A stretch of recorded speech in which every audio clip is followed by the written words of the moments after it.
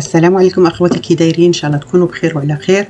هنا غادي ندير لكم واحد الوصفه ديال الكعك الوجدي.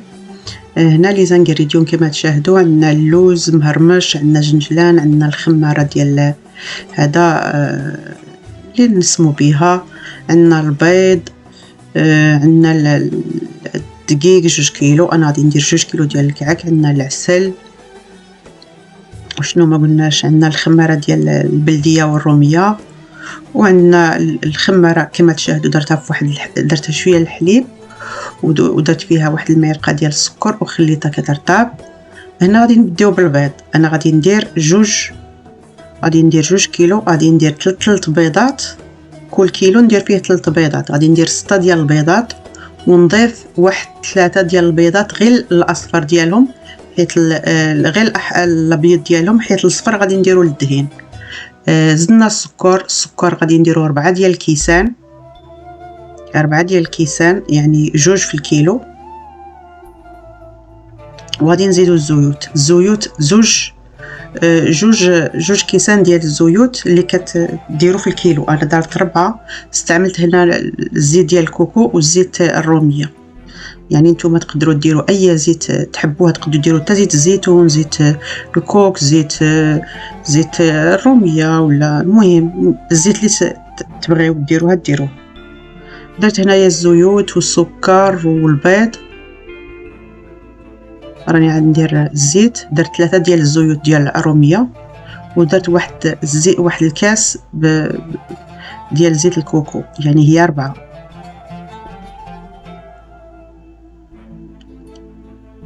ودابا غادي نطحن هاد السوائل كامله. درتها في هاد الخلاط. تقدروا ديروها يعني تطحنوها غير بيديكم ولا غير بالخلاط اليدوي. هذا يسهل باش كتجي داكشي يعني فيت. هنا ننزلوا الخليط ديالنا.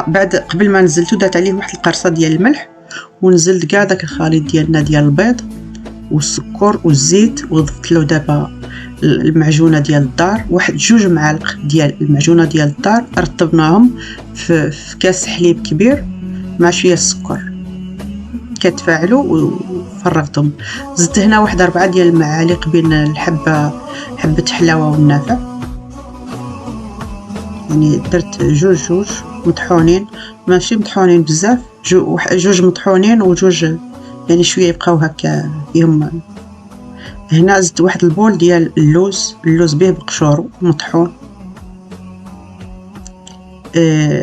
بول ديال الجنجلان حتى هو مطحون، لي زاست ديال السيترون نسيتها، كنت غادي نديرها مع البيض ساعه نسيتها، درتها مع هذا يعني ما كان مشكل. الجنجلان وحده زلافه مطحونه وزلافه ماشي مطحونه.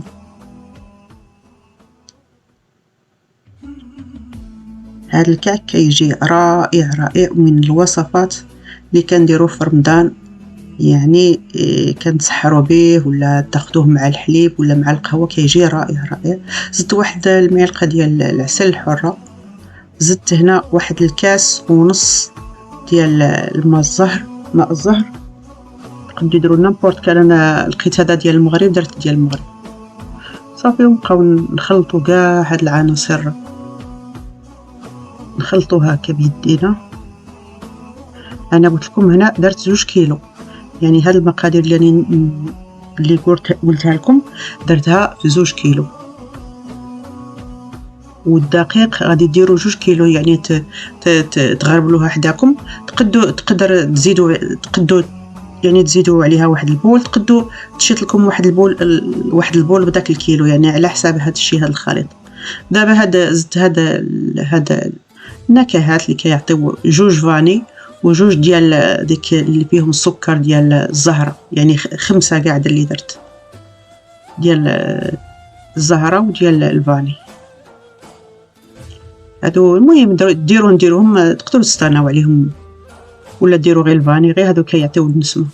ونديروا هنا واحد 6 ديال الملاعق، يعني صغار، يعني ما تعمروش المغرفه يعني حتى الفوق ممسوحه، يعني 6 ديال الملاعق، 3 في الكيلو يعني 6. صافي يلا دابا غادي نبقاو نحركوا الخليط ديالنا.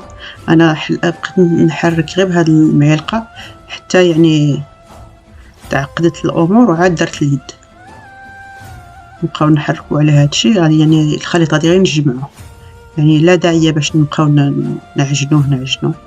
صافي نخلط على هذا الشيء وانا نضيف الدقيق، نخلط ونضيف الدقيق حتى نشوف دقيق. يعني هاد العجينه ما خصهاش تجي قاصحه وما خصهاش تجي جاريه، يعني صافي كي تشوفوها العجين صافي بدا يعني يدير، يعني ما خصهاش تجي العجينه جاريه، غادي ما تقدوش باش تقرصوها. وإلا ثاني جات قاصحه ماشي مزيان. شوفوا تجي على هذا الشكل، يعني هي رطبه سيتو. صافي انا درك غير جمعتها، ما غاديش نزيد يعني بلا داعيه باش نبقاو ندلكوها، يعني غير نجمعوا الدقيق. قسمته على هذا الشكل كما تشاهدوا، قسمته على هاد، قطعته هكا دوائر كبيره. وخصني ضروري ندير له هاد الميكا ونجمعه باش ما ينشفش. الا نشف ما غاديش يجي مزيان. خصني يعني ضروري ديروا له هذا الميكا ديال الطبخ وديروا له شي سيرفيات وتبقاو تخدموا، ما خصوش يعني يضربوا الهواء. كيبقاو نقرصوا فيت يعني باش نكملوا العجين ديالنا. الى ضربوا الهواء غادي ما يجيش مزيان. صافي نقطعوهم هكا، ناخذ كل عجينه نكونوا صوبنا فين غادي نحطوا هذا ديالنا الكعك. درت له واحد يعني درت له واحد الكاط ديال الطبخ ودرتو في داك اللاطه اللي غادي يدخل الفران. صافي نقطعوا على هذا الشكل، نديروا نشدوا واحد الموس ونبقاو نقطعوا هكا سنينات ونديروا واحد الفتحه ونجمع. الفيديو راه يشرحنا نفسه بنفسه.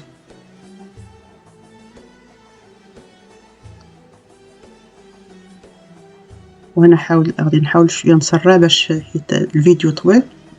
مع غادي ندير 2 وصفات، غادي ندير تاع السفوف. نحاول نزرب لكم باش الفيديو ما يجيش طويل. نديروا المهم هذوك السنينات، نديروا واحد الفتحه سواء ادروت سواء اغوش، كنجمعوا ندخل ديك الفتحه ونكملوا الديكور ديالنا باش ما يجيش سنينات بارتو. صافي ونحاولوا نحطوا في الصني ديالنا، وكي نحطوهم نحاولوا نغطيوهم ما نخليوهمش يعني عريانين. يعني بحال كيما كتشاهدوا هكا انا كنت مغطياهم بواحد لا سيرفيات. يعني نحطوهم في هذا الصني، فرشت له الكاط ديال الحلوى ونغطيوهم ونخليهم يخمروا 1-2 سوايع حتى 3 ونبداو نطيبوهم. صافي كي ندهنوهم بالبيض ونديروا لهم سوا جنجلان، درت لهم زنجلان، شويه لوز على هذا الشكل. دهنتهم بالبيض، صفار البيض، ودرت لهم هذا اللوز ولا بجنجلان هي اللي كتشوفوا. هذا هو اخر الريزلت، كيجي رائع الكعك الوجدي. وماشي حلو، ماشي حلو بزاف، حيت 2 كيسان في الكيلو. 2 كيسان ديال السكر، تقدروا تنقصوا السكر تقدروا تزيدوا. هو يجي شويه مسوس، اللي ما يبغوش السكر بزاف يعني يجي مسوس، يجي رائع مع كاس اتاي ولا قهوه. يعني يجيكم رائع، تتسحروا به ولا تفطروا به. وهنا غادي ننتقلوا للوصفه الثانيه ديال السفوف.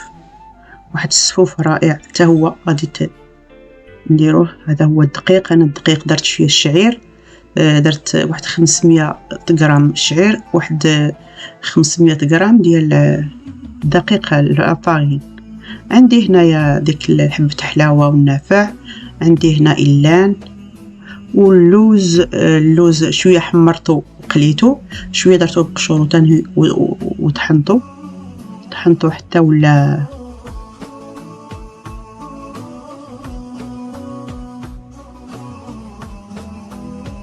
نوريكم. هذا لوز مطحون به بقشوره. الزيوت استعملت الزيت، سواء نستعملوا زيت الزيتون سواء زيت الكوك. استعملت زيت الكوك، قليت فيه هذاك اللوز، وذاك الزيت ديال اللي قليت فيه هو اللي غادي نخلط به. هنا شويه كاوكاو حتى هو مطحون، هنا جنجلان شويه مطحون شويه حب، هنا شويه كاوكاو، واللوز شويه طحنته وهذا خليته باش ندير به. وهذا هو دبس التمر، هو اللي غادي نعوضه بلا السكر، ما غاديش ندير السكر. المره اللي دازت ما درتش السكر، درت العسل، وهذا النهار درت دبس الرمان. هادو هما لي زانغريديون اللي غادي نجمعوهم ونخلطوهم ونرونوهم، وها السفوف ديالنا غادي يجي رائع. شفتو هذا اللوز، هلا هذا زنجلان مطحون، يعني طحنه قويه كيجي على هذا الشكل بحال البراليني. وهذا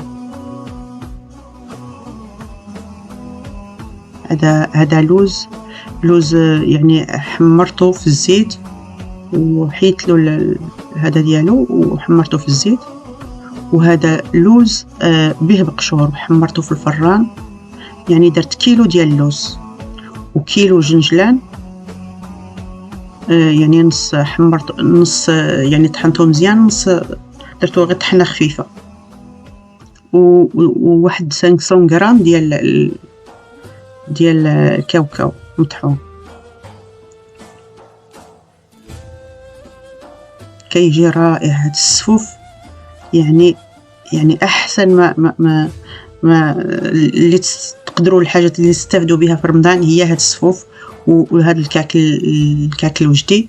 يعني ما فيهمش، ما يجيوش حلوين بزاف، ولكن صحيين بزاف. درت هاد دبس التمر هو اللي جمعت به الخليط في، يعني درتو في محل السكر. واللي بغى يدير العسل كيدير العسل، حتى العسل يجي مزيانه. زدت هنا داك البول ديال، يعني درت كيلو ديال جنجلان، وهاد البول التاليه درتها بها، يعني ما طحنتهاش مزيان. هذا كاوكاو اللي زدت واحد 500 غرام ديال الكاوكاو، اول مره ندير الكاوكاو. هنا درت شويه الزبده مع زيت الكوك، والزبده درتها يعني طيبتها مزيان حتى ولات شويه حمراء. صافي غادي نجمعوا هاد الصفوف ديالنا وتقدروا تشكلوه. واحسن انا باش نعاود نجمعو درتو في هاد الخلاطه باش طحانه باش ساعدتني باش نجمعو. هذا هو الشكل ديال الصفوف ديالنا، كيجي رائع، ويعني تقدروا تسحروا به وتفطروا به، وكيعطي القوه، فيه مواد رائعه وصحيه وطبيعيه، وما فيش سكر بزاف وما فيش زيوت بزاف.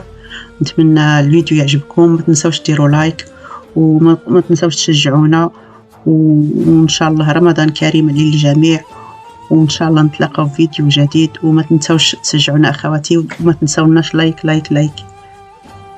وفي فيديو جديد ان شاء الله.